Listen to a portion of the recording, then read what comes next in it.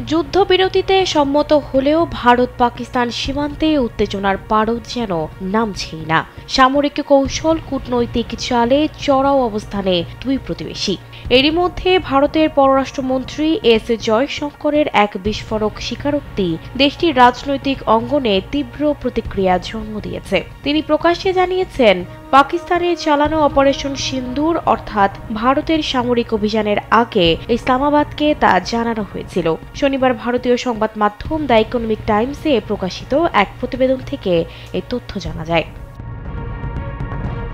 প্রতিবেদনে বলা হয়, পররাষ্ট্রমন্ত্রী জয়শঙ্কর স্পষ্টভাবে বলেছেন, অপারেশনের শুরুতেই পাকিস্তানকে জানিয়ে দেওয়া হয়েছিল তারা সন্ত্রাসী অবকাঠামোতে হামলা চালাবে, তবে পাক সেনাদের লক্ষ্যবস্তু করা যাবে না, তারা যাতে দূরে থাকতে পারে সেই সুযোগ দেওয়া হয়েছিল।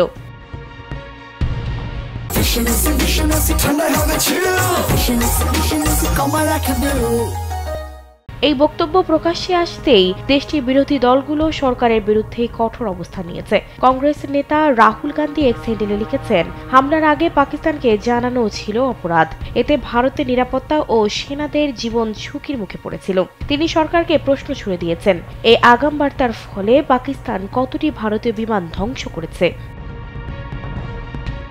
জয়শঙ্করের একটি ভিডিও প্রকাশ করে রাহুল গান্ধী আরও বলেন, পররাষ্ট্রমন্ত্রী প্রকাশ্যে স্বীকার করেছেন ভারত সরকার এটি করেছে। তাহলে প্রশ্ন, কে এই সিদ্ধান্ত নিয়েছে? এর ফলে ভারতের বিমান বাহিনী কতটা ক্ষতিগ্রস্ত হয়েছে তা জাতিকে জানানো উচিত। ভারতের প্রেস ইনফরমেশন ব্যুরো পিআইবি দাবি করছে, জয়শঙ্করের বক্তব্য ভুলভাবে উপস্থাপন করা হয়েছে, তবে ভিডিওতে স্পষ্টতই জয়শঙ্করকে অগ্রিম বার্তার কথা বলতে শোনা যায়।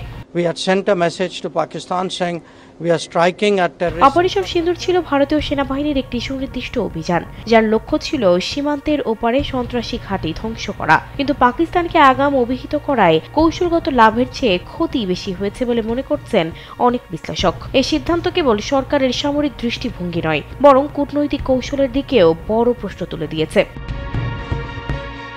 সানজিদা রহমান, কালবেলা।